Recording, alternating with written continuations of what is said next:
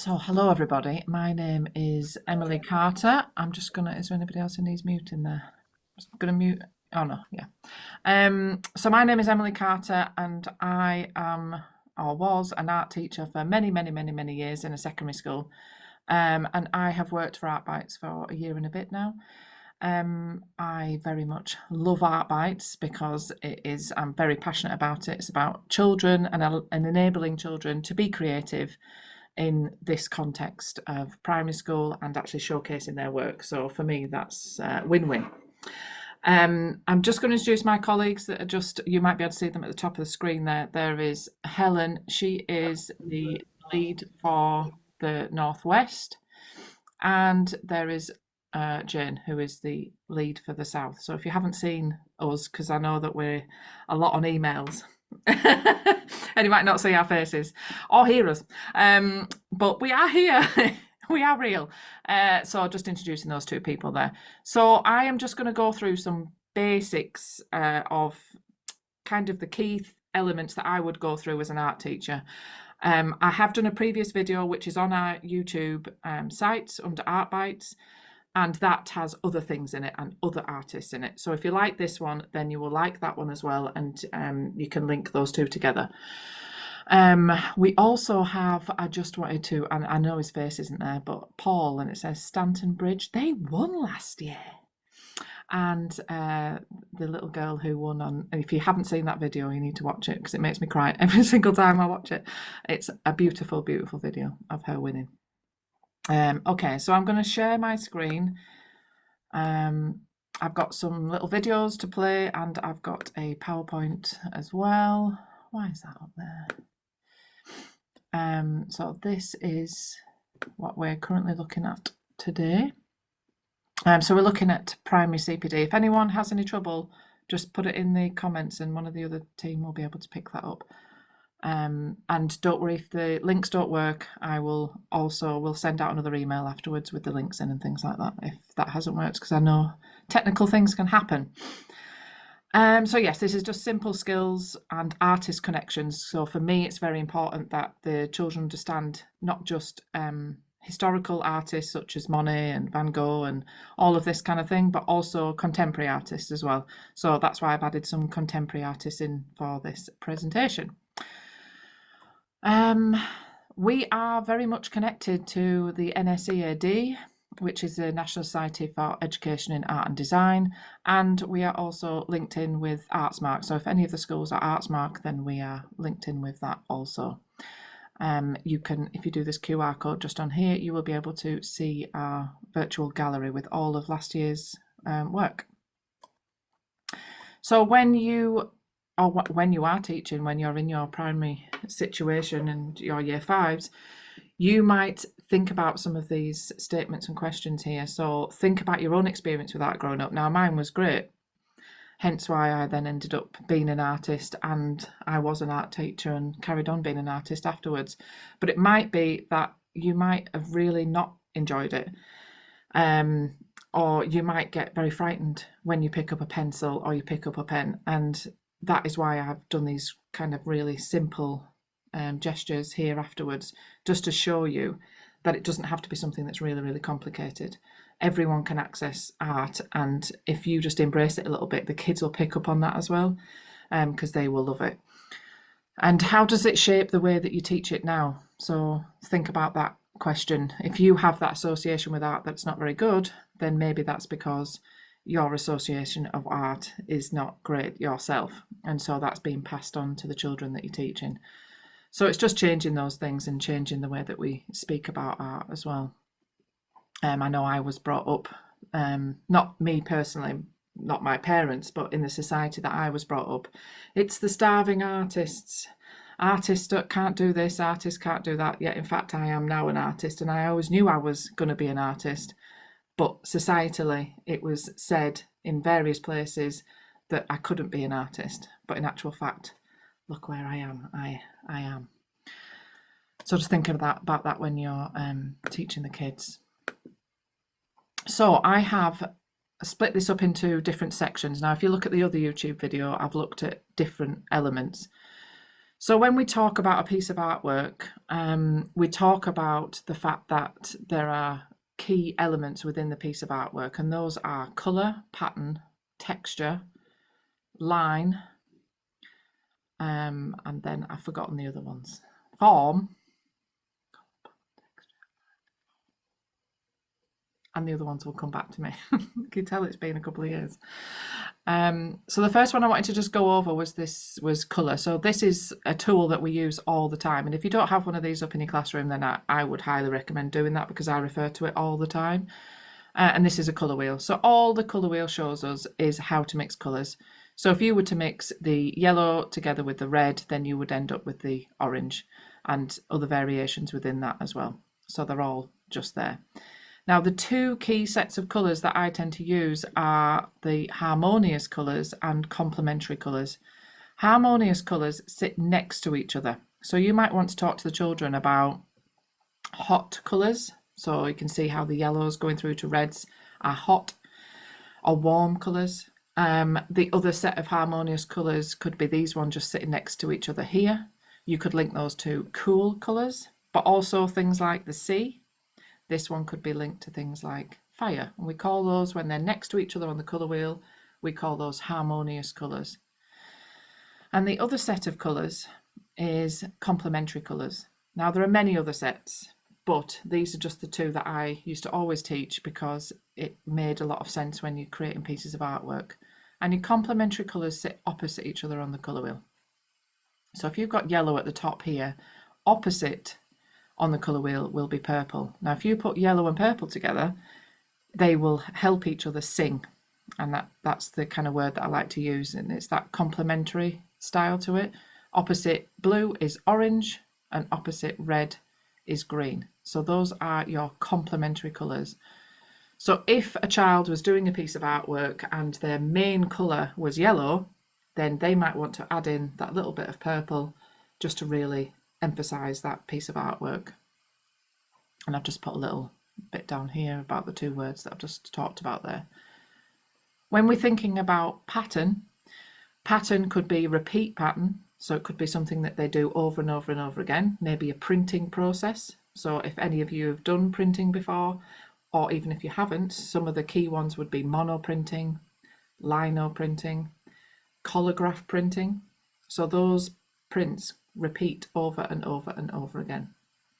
And the other one, with a very famous artist called Escher, he did tessellations. And tessellations is where you've got a shape. So this would be great to link in with maths and all of this.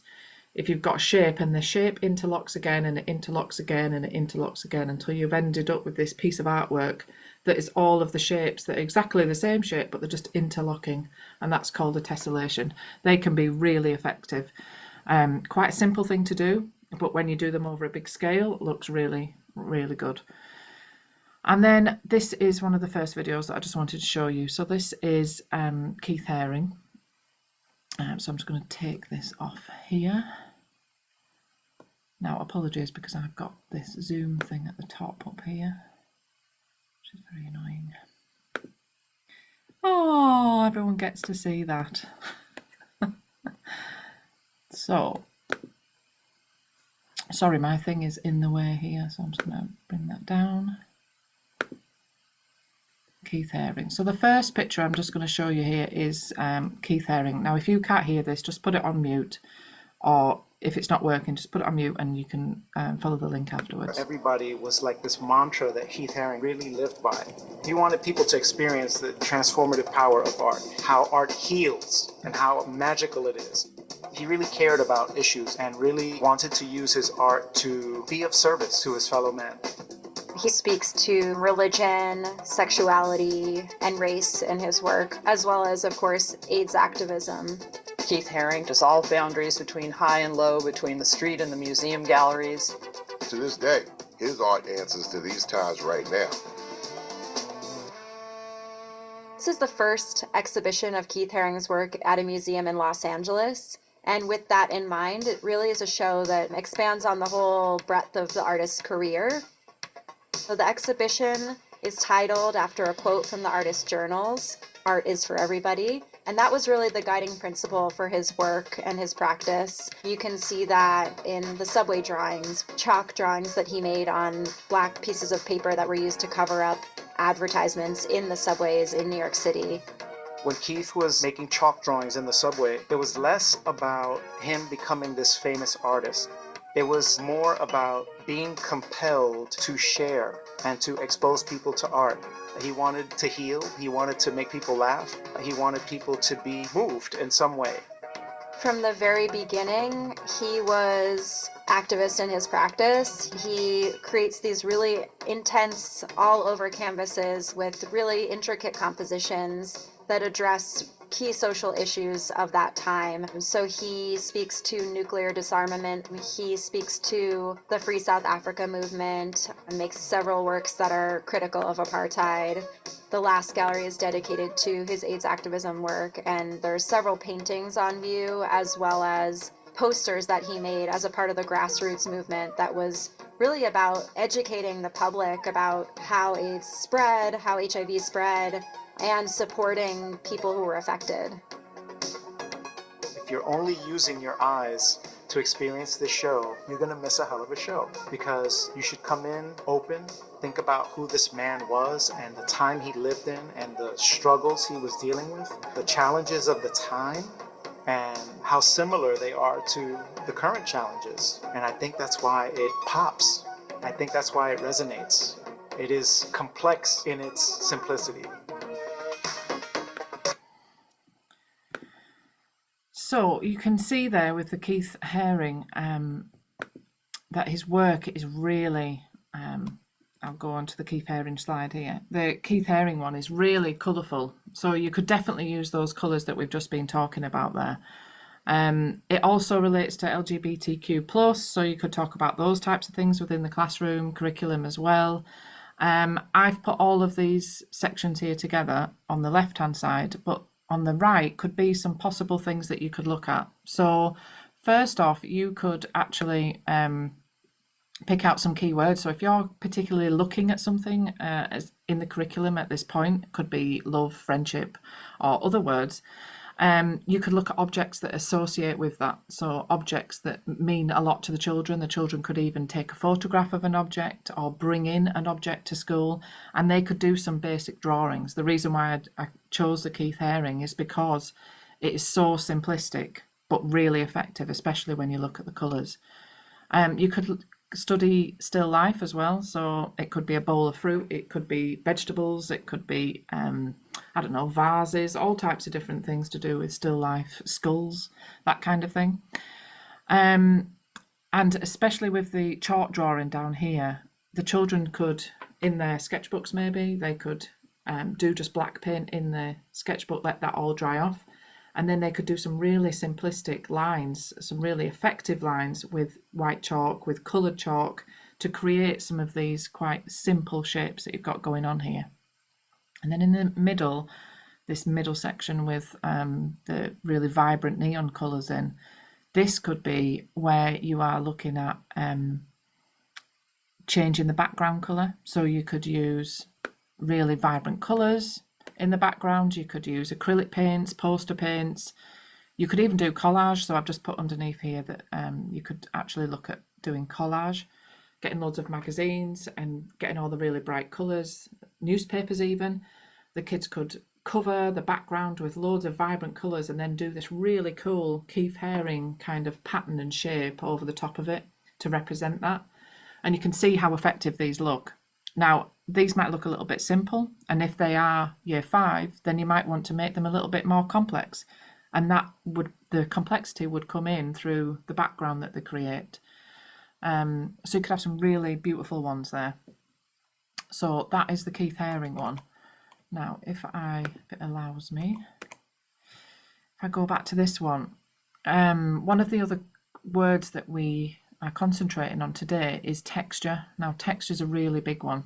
So we've looked at colour, we've looked at pattern and how patterns could be repeated or illustrated like Keith Haring, and now we're on to texture just here. Now, these are all brushes, and all of these brushes have been created using natural materials, so things like sticks, so you could bring natural things in. If you're doing a project at school in the curriculum based around nature, I know I've just done one recently, worked in a school doing about nature, they could start bringing in some items, especially now when the branches are starting to snap off and you get some lovely pieces. We live near the sea, so I know there's one on there that's seaweed. You could start using the seaweed on there. They could create their own brushes, and then you're really looking at this texture and how are they going to use the brushes. So I'm just going to show you a little video of that one. Again, sorry that I have to do this. Is it that one? Yeah. There we go.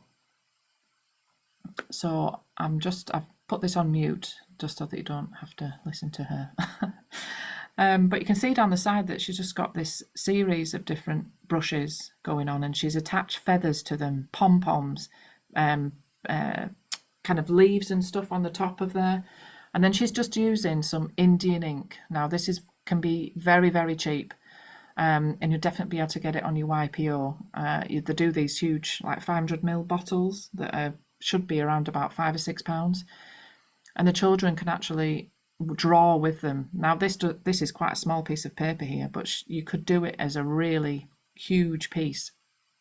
You could do it as a group piece as well, and then once you've done the group piece, you could cut that up into sections. You could even use this as the background before you do something else. And you can see how all these textures are created, and you get loads of different types of one. We call this mark making. Again, this is a very simple but really effective way of the children exploring what is around them and how you can create different lines and different textures. So I thought that was a really lovely one to do as well. And moving all these things around. The other artist that I had in mind was this one. That we used to do this quite a lot at school, because it was just a really beautifully, quite simple, although it looks very complex, but it is actually quite simple. And her name is Yelena James, and she concentrates, I'm sure she's an American artist, you'll find quite a lot of her stuff around, but she uses organic shapes. So I've just written in blue on some of the bullet points here some literacy words that could be used, like organic, form, pattern, details, intricate. And what the children actually start off doing is this bit just in the centre here. So using watercolours, so something very simple that you've already got at school, we use it the wet on wet technique. So where you wet the paper first and then you just dribble the different pigments or the different paint, watercolour paint, onto it, and it all kind of starts to merge into each other. And then once this is dried, then you can start adding in some of these beautiful little details.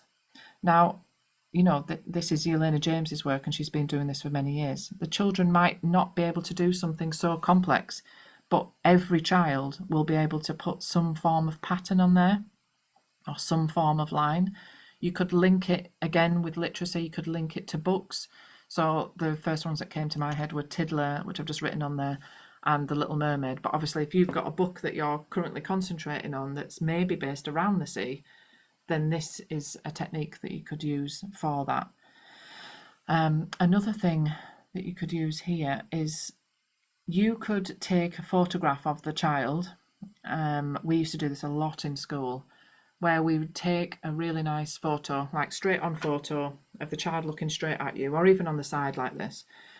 Then we would turn them black and white, so just using a very simple editing tool, turn them black and white and print those off. And then the children would actually draw over the top of them. And you can see how effective that portrait is there of that gentleman, because they're starting to introduce some of that line and some of that pattern over the top. Now that is a very simple technique, but can be really, really effective just like that. You could also do it onto acetate. So if you had a photograph of the child and you lay the piece of paper underneath the photocopy of the child, and then you put a piece of acetate, which you just use in school, over the top, And then again, you could trace round, draw round, and create some of these really cool portraits. So those are just some kind of really simple ideas of possible things that you could use. I'll just go back over some of them there. So if we're thinking about colour, we're thinking about how can we put different colours together. Then we're thinking about different patterns. So I've given you the artist Keith Haring there. There's loads of things you could do. I mean, I even did a session where we did a parents open evening. So what, there was maybe 200 students and all their parents. We got the hall, the school hall, covered it all in paper. And as the children started coming in, we would lay them down on the paper and start drawing around them, like massive human models. And they were all doing these different shapes and different stuff like this, and we were drawing around them, and then the child was drawing them in, like colouring them in and writing words within them, so you could make it a bit more complex. This is just a starting point. A different way of drawing, just like this texture one here. You don't have to use pencils, you don't have to do that all the time. You can draw differently.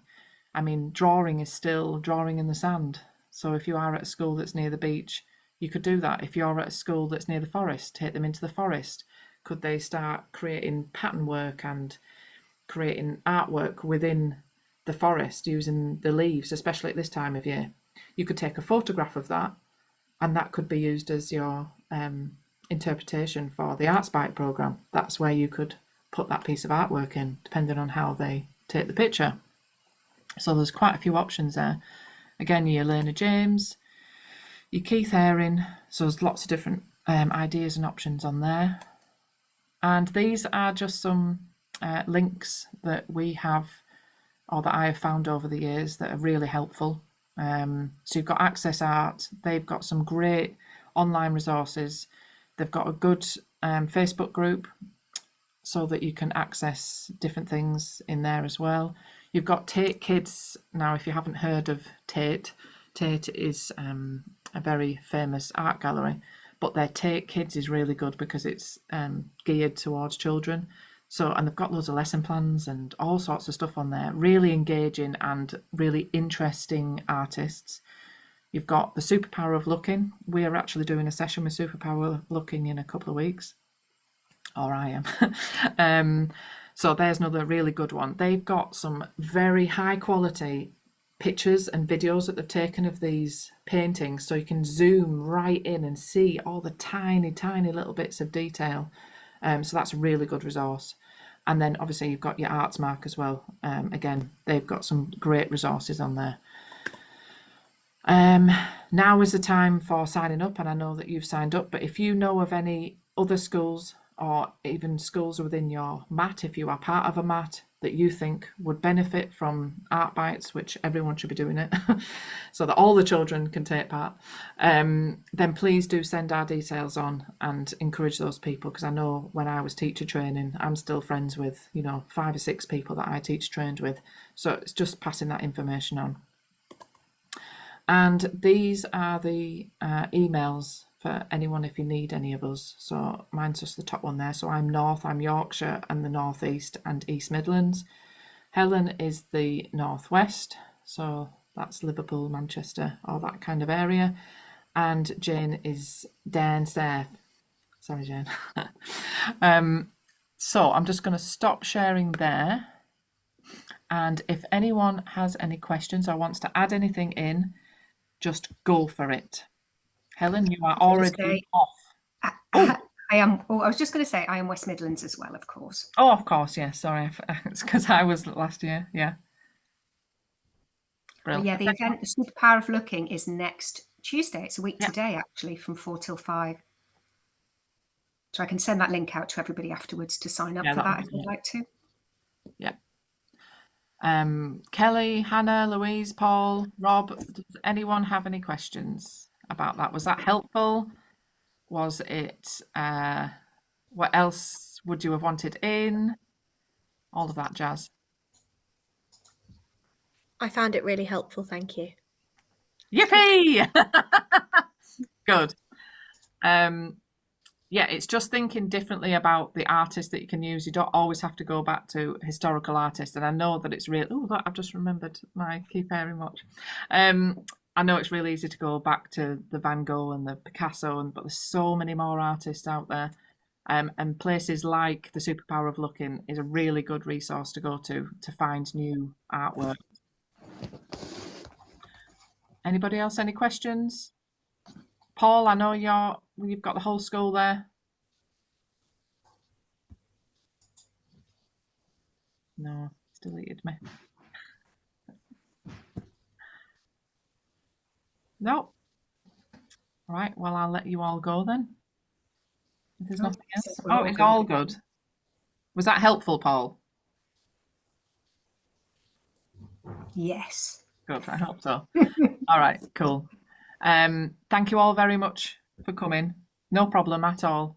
If you have any questions, especially about this that I've just done, just email me. Because this is my bag completely. So if there's anything else that you need, as I say, the recording will go on to YouTube in a couple of days, and Helen will send you out that link. Okay. Is there anything else from Helen or Jane? Nope. Nope, not from me. But lovely to meet you all. Yeah, lovely to meet you all. Thank you. Ciao for everyone now, coming. everyone. Bye bye.